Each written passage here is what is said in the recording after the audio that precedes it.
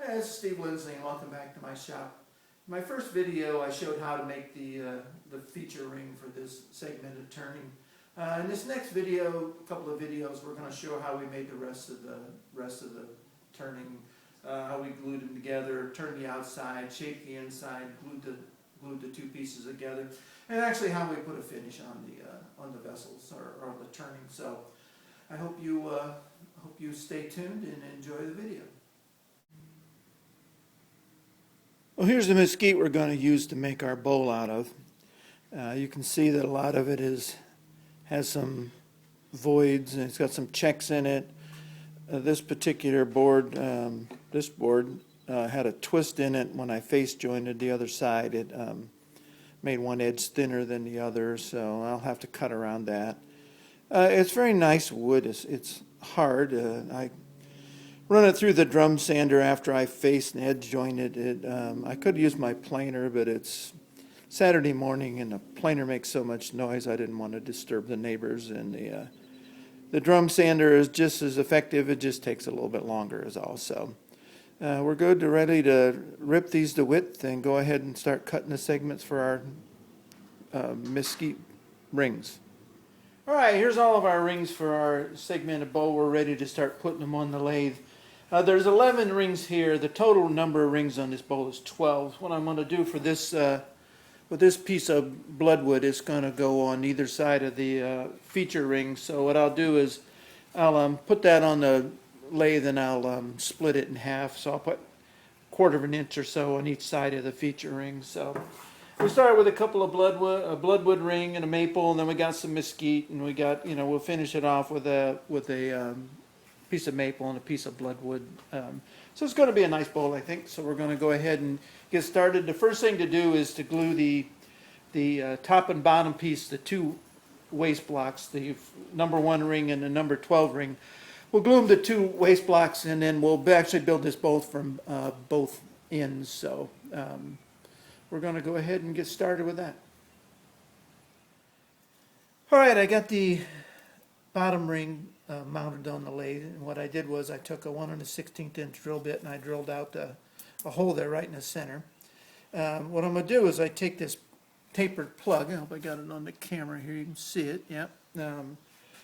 This plug's got a very slight taper on it, and this bottom part here is just slightly bigger than the 1 1/16 inch. So it'll almost fit in there, but not exactly. So what we'll do to make this fit is we'll take a scraper or some other tool of some sort, and we'll start to expand this hole and taper it in to the inside so that it matches the taper on this plug. And when we get it the bottom out, then we'll glue that plug in the bottom of this thing, part it off, and then we'll clean this face up. And then this will actually be the bottom of the bowl. So what we'll do then is we'll glue a glue block to it. We'll turn it around, and then we'll take off this piece of plywood, and then we can start building the bowl from the bottom. Sounds like a lot of work, and it's more trial and error than anything. So what I'll do is I'll shut the camera off, and I'll get that to fit, because it's starting, stopping, fitting. So it would be a rather boring thing to watch. So once I get that ready to glue in there, I'll turn the camera back on and show you what it looks like. All right, well, our plug has been glued in overnight. We're going to take this back saw and cut it off here and see what it looks like. So we'll go ahead and do that.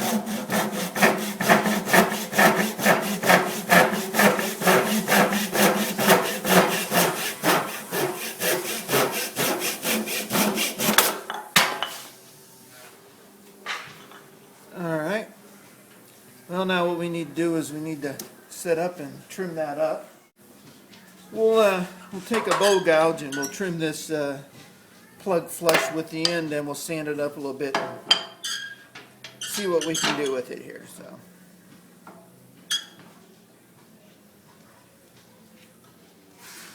All right.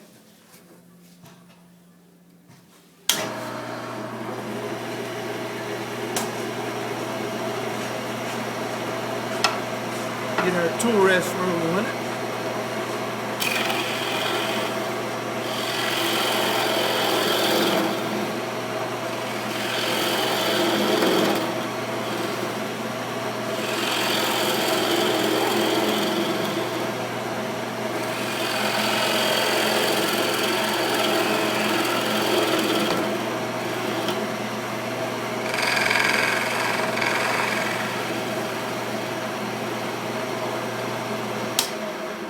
right, let's see what we got. Okay, we got a nice fit there with our plug in our piece of bloodwood. So I'm going to take my sanding board and we're going to sand this off. I got some glue down here, it dripped out. We'll go ahead and flush this up, and then we'll turn it over and mount it to glue it to a waste block, and then we'll be ready to go. So let's see if we can't get it sanded up a little bit. Turn the speed of the lathe down. I like to make a little mark here, that way I know where I'm when I got everything sanded flush. Let's see what we can do.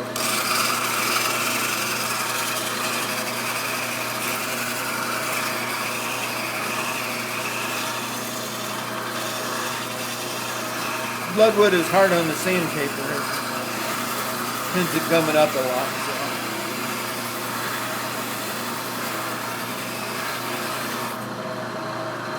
Let's see if we got all of our pencil lines removed, which we do, except a little bit right there in the center, but that'll be all right. This is going to need to be, once we turn it over and glue it on the other side, we're going to need to clean this up once the bowl's all done. It'll be the very last thing that we do. So I think we got that nice and flat there. We can go ahead and just check it with a straight edge to make sure it's nice and flat, which it is. So we're going to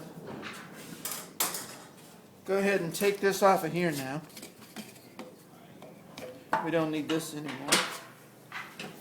We'll take that off there, and we'll mount our glue block on there with a screw chuck. Okay, what I have is my 4-jaw chuck with a screw chuck that's screwed into this hole here. We're going to put that on there. And then we're going to take and we're going to glue this to that. So I'll use the tailstock to center that up and glue that onto the waste block, and then we'll trim off the plywood. So we're going to go ahead and do that next. It'll take a little while for the glue to dry, and as you can probably hear outside, it's Saturday morning, and it's apparently basketball and lawn mowing day. So I need to get started on that as well to give a chance for our glue to dry. So we'll come back once we get all that taken care of.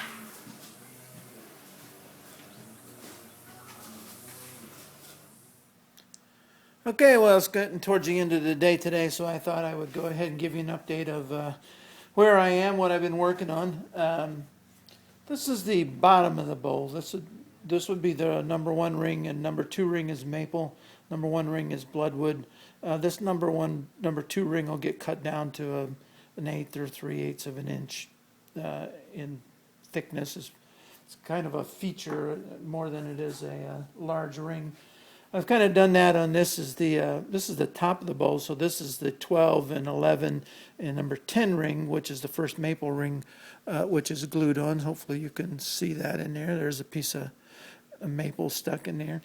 This seemed rather large, going from the number 11 to number 10, but the shape of the bowl has some extreme curves in it, so the piece needs to be wide so that we can actually fit those curves into the board. So that's why they're that wide. Here's our feature ring we were working on.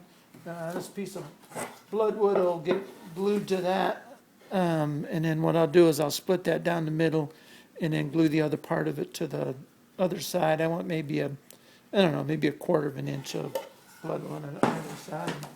To speed things up a little bit, I've gone ahead and glued 2 rings together. This is the 8 and 9 ring that are already glued together save a little bit of time. Here's the 3 and the 4 ring, which are also glued together. So far there's it's a lot of fun making these. There is a lot of glue, waiting for glue to dry. Glue some more, waiting for glue to dry. So takes a little bit of time to get these things done, but they're certainly worth it in the end. So I'm pleased so far with the way this one's coming out, and I can't wait till I can get back at it, get everything glued up. The fun part's going to be once we have all the rings glued together, except for the halves, and then we'll go ahead and turn the outside shape, then the inside. What I like is I want this to be about 3/8 of an inch thick or less, so it takes away a lot of the mass of it, makes it lighter. So can't wait to get back to it again.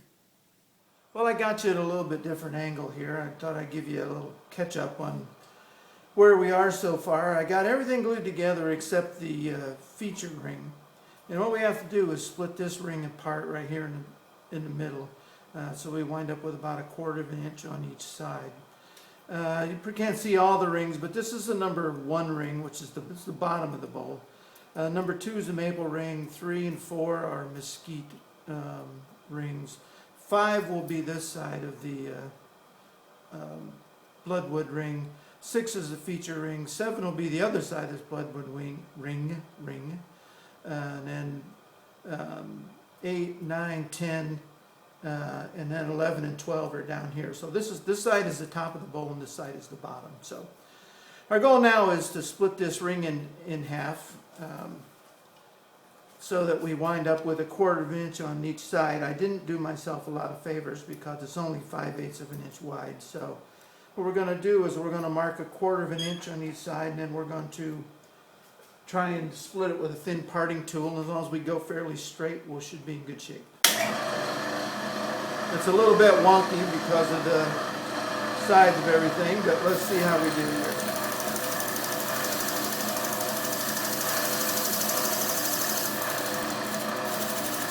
That didn't work out so well. Tough to hold it on there with it bouncing around like that.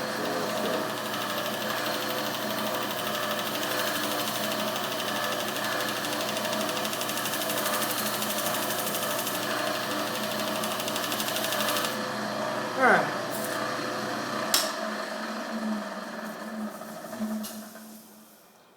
So we got our 2 lines there. You might not be able to see them very well, but with 1/4 inch on that side and a little less on that side. So as long as I stay between the 2 of them with my thin parting tool, we should be able to part this thing in half. So we're going to go ahead and do that now as soon as I find my thin parting tool.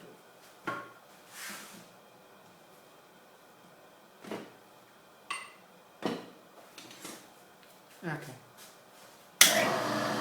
Alright, let's give it a little bit of speed. No, not too much. We'll get a little bit of vibration out of it. This ring is only 1.5 inches or so wide, so it shouldn't be that difficult to split. So let's see what we can do.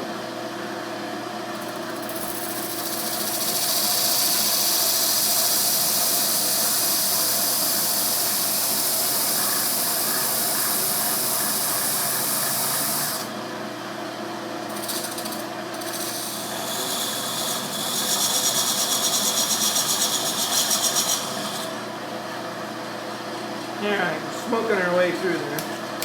The parting tool ain't liking it, I can tell you that much. But I'll do a little work on that when this is done.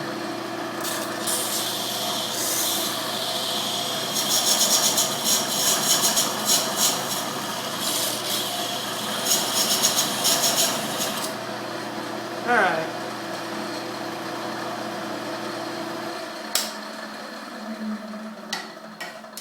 I think I've taken that as far as I can take it. I think I'll get my Japanese saw and we'll cut that the rest of the way off. So once I do that, we'll come back and show you what we got. We're going to have some cleanup to do on those 2 faces because they got burnt quite a bit when that parting tool. So we'll come back when that's done.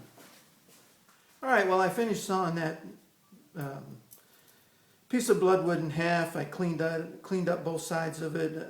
It's a little bit less than 1/4 of an inch, but that's all right. As we turn this and put some curve to it, that'll actually appear to be, or actually be a little bit wider. So I decided to glue this to the top of the bowl for the main reason that I had a couple of my points that didn't exactly meet the way that they were supposed to. And you can't hardly see it, and I notice them, but hopefully nobody else will. But I wanted all the top pieces were when I aligned them, they were all perfectly aligned. So I think when you look at a bowl, your eye would go more towards the top point than the bottom one. So I want all these top pieces to be exactly perfect. And if there is any little discrepancies, like on this one, there's just a little bit of a discrepancy right there. It'll be on the bottom piece. And some of that might even turn away when we get ready to turn it. So right now, what we're going to do is we're going to glue this on here. So it's back, I had the tailstock holding it a little bit, so we'll just back it off, get that out of there. Now what we want to do is put a mark on the center of one of these bloodwood segments, so that when we do glue it on there, we can get it so that it splits the difference. So that's about almost 1.5 inches, not quite, so we'll do 3/4, and should be right about there. Should almost be similar to that line right there, so we'll kind of shoot for that.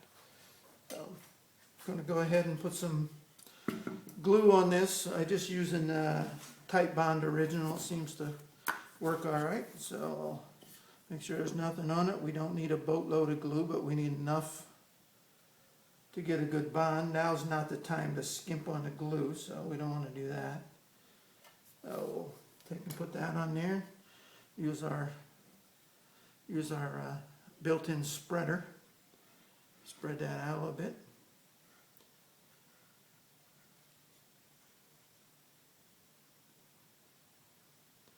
All right, it's good that we get good coverage over everything. We're going to have plenty of squeeze out and whatnot to go around. So let's put that back on the point of the lathe on the tailstock and turn that back up against there. All right, we'll give it a little bit of a twist to get that glue to set up the way we want it. Put a little bit more pressure on it. A couple of paper towels to clean my finger off and wipe off any glue squeeze out. Okay.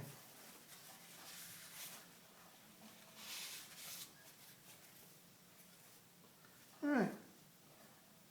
So we got that. It's already stuck on there. You're not going to get that off there now. There's no repositioning either. I'll put some clamps on it just to kind of make sure things are going to go the way we want.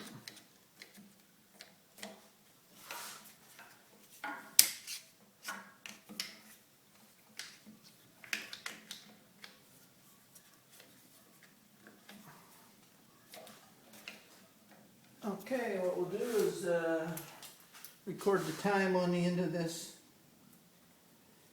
blank here, under this plywood, because I'm sure I'll forget what time it was I glued it on there. So we want to give it the better part of an hour. And then when we come back, we'll take this plywood off, trim this down to where it's 1/4 inch from the end of the point, and then glue the other half on. And well, we won't glue the other half on. We'll get the other half set up there, and then we'll start shaping the outside of this bowl. So in fact, we might even, once this is glued, I might even start taking some of this extra wood off of here. It's got a lot on it. It looks kind of wonky, I know, but once I start trimming these down and making a curve out of it, the curvers are pretty extreme on this bowl. So that's where we are. We're getting close now to doing some serious turning. All right, it's been better part of an hour since we glued this thing on here, so we should be in pretty good shape now to go ahead and start roughing it out. I think I'm going to take off some of the corners on this side while we got the tailstock in place. It's always better to have that in place for safety reasons. So I think I'm going to go ahead and start knocking those off. I sharpened, while we're waiting for the glue to dry, I sharpened up the tools. So the main tools we're going to use in this project would be the bowl gouge, a scraper, and probably the easy wood tool. So let's go ahead and see if we can't get this, get some of the corners knocked off of this. This is, I said, there's a lot of wood to remove on this thing, so we're going to have to work at it for a while until we can get a little bit of the shape that we want. So we'll start by taking these corners off. So we'll show you a little bit of that, and then we'll come back after we get more of it taken off. But let's go ahead and start it up, make sure nothing's rubbing. We're in good shape. We'll give it a little bit of speed. All right, let's see how we do.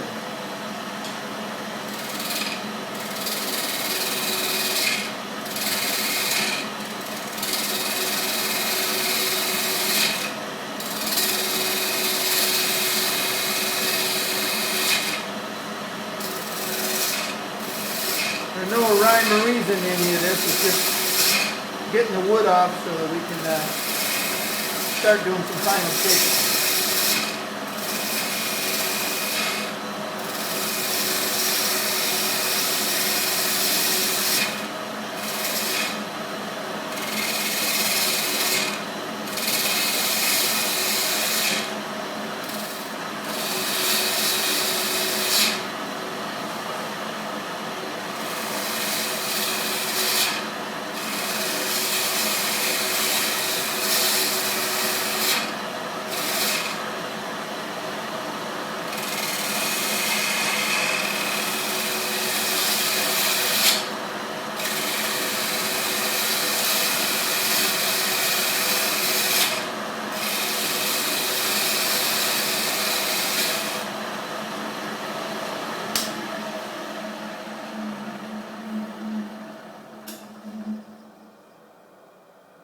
All right, well, you get the general idea. I'm going to go ahead and shut the camera off and finish shaping this up a little bit. This stuff is really quite dusty, and I need my dust collector, and unfortunately the camera's sitting where the dust collector goes, so I'm going to go ahead and shape up some of this, and when I get it cleaned up and the end put back on, or the other side on, we'll come back and show the final, how we do the final shaping.